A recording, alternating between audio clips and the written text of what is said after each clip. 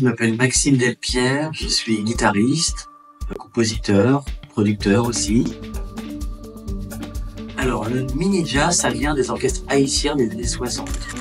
Parce que c'est à Haïti, et dans les années 60 se sont formés les premiers orchestres, on va dire, qui m'intéressent par rapport à ce projet, par rapport à des choses que j'écoute depuis très longtemps. Les premiers orchestres de mini jazz, en fait, c'est des groupes quasiment comme, on va dire, comme un groupe de surf music, un peu à l'américaine, avec le même genre de matériel, et un saxophoniste. Le saxophoniste souvent qui a le rôle du chanteur. Donc ça c'est pour la partie, on va dire, l'orchestre instrumental. C'est aussi ce qui m'intéresse. Et avec des invités, des chanteurs, etc. Moi je suis un peu dans une config de groupe comme un orchestre de mini jazz, en gros. Sauf que du saxophoniste, c'est la guitare.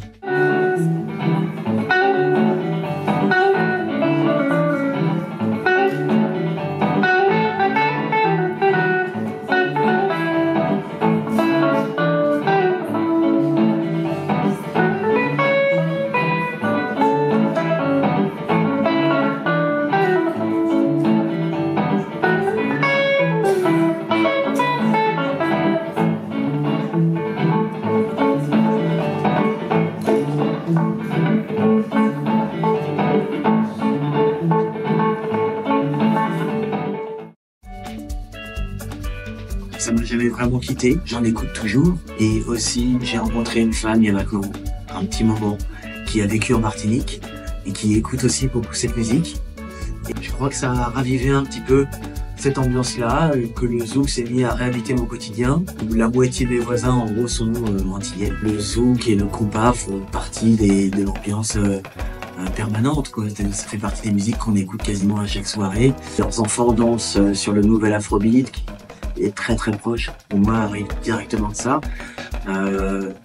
Et on a vite fait de passer d'un album de hip-hop à un album de jazz, à un album de zouk, un album de compas, un album d'Afrobeat. Ça fait partie de la playlist.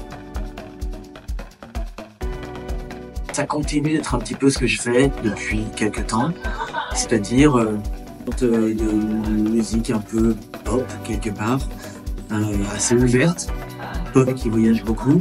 Là, va chercher sur le son et le rythme des Caraïbes.